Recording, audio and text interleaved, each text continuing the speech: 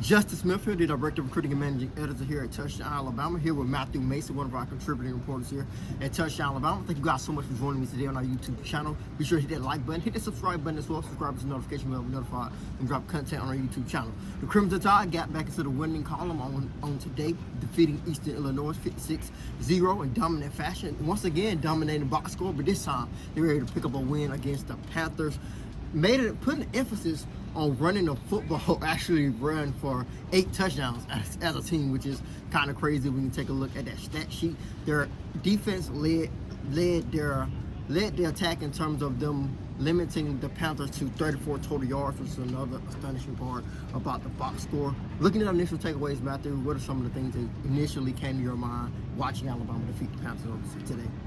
Well, I think Eastern Illinois has the College Football Playoff Committee to blame for that rushing attack that we saw from Alabama here today, because it's like they use Alabama's lack of a run game as a slight to keep them under Notre Dame. They use other reasons to keep them under Notre Dame.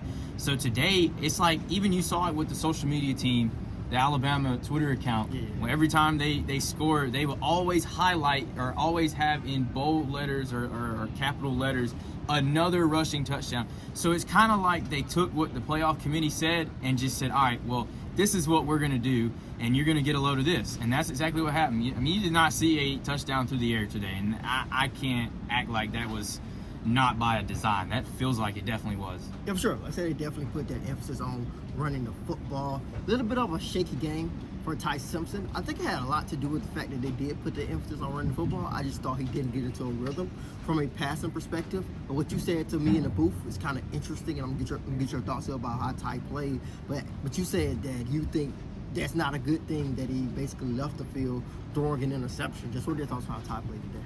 Well, I was just saying, because that's his last attempt before the Iron Bowl, and I understand a little bit about what DeBoer said in the post-game press conference, where he mentioned that, hey, that's a late game situation. Most guys wouldn't want to risk a interception, but you're already up so many points, and you're kind of playing that situation like, hey, what's the worst that could happen?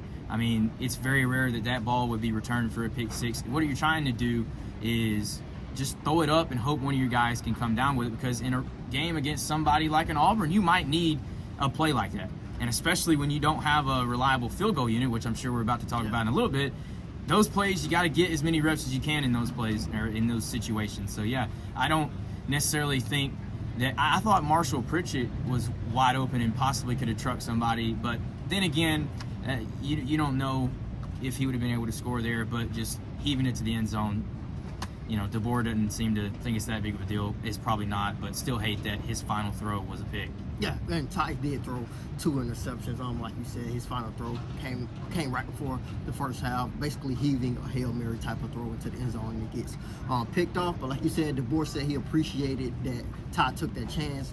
Then basically, in his mind, it came off as if Simpson did not worry about the stats. So, and according to DeBoer, he feel like this was something that he can appreciate. But looking at Talty, particularly Talty, he missed a 28-yard field goal. He made all of his extra points after that. Just what are your thoughts on where Talty is at this particular point in the season? I really just don't know if the gap between him and Peter Notaro is that big. Is it really a big enough gap to where we're going to have to just sit here and watch this happen over and over and over? It's not a new thing. It's 7 misses on the year, and the only thing I was thinking about the whole entire time is that last week it seemed like there was a big fuss about the snap. A lot of people talked about the snap just because the way he reacted. I didn't think that bothered the field goal last week, and it was a great snap, great hold this time. Still missed it, doinked it right off the upright, and I just don't like the fact that it seems like he doesn't know, something is not clicking. If DeBoer said he had a great week of practice, then what's not clicking from 28 yards or 26 yards? We're not sitting here seeing him or get sent out there for a 50 or a 60, because obviously at the beginning of the season we saw that was not his range at all. But now that you're getting 26 and 28 yards and still not making those, what is the disconnect? I really don't know what it is.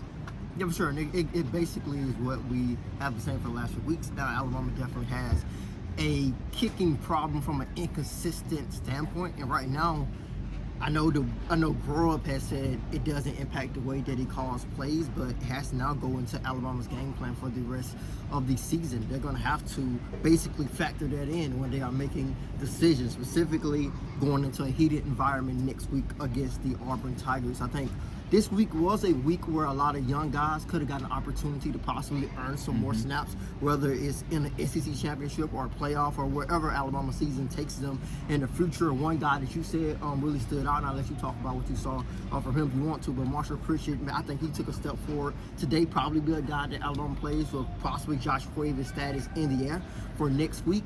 I thought A.K. Deere had a great shot. I felt he played okay. I'm not sure if that will be good enough to earn more snaps over guys like Jam Miller and Daniel Hill. So those are a couple of young guys I felt that really took advantage of their opportunity. So what do you saw from the young guys, whether it was Keelan Russell, Austin Mack, or any of the young guys that got an opportunity to play up today?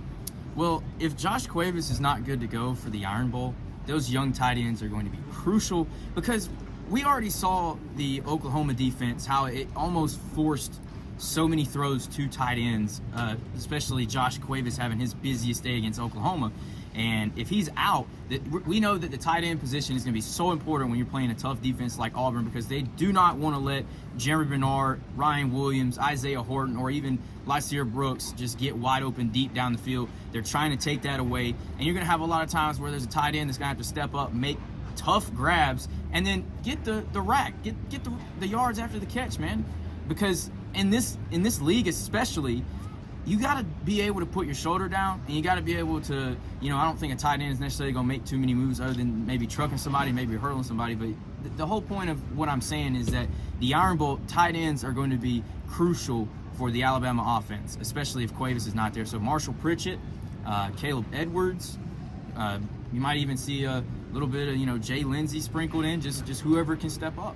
Yeah, sure. I think you definitely hit the nail right on the head in terms of they'll have to lean on those tight ends. Another change that happened today was Ryan Grubb coming down to the sideline, which is really, really interesting. I think that could pay off in terms of, like they said, communication among other things. I'm pretty sure they probably felt the benefit more than they even talked about it. So we will see exactly where he will be next week. They're probably one of the storylines that we will follow. But they will do it for this video. Like we said, the Crimson Tide were able to defeat Eastern Illinois 56-0, improving to 9-2.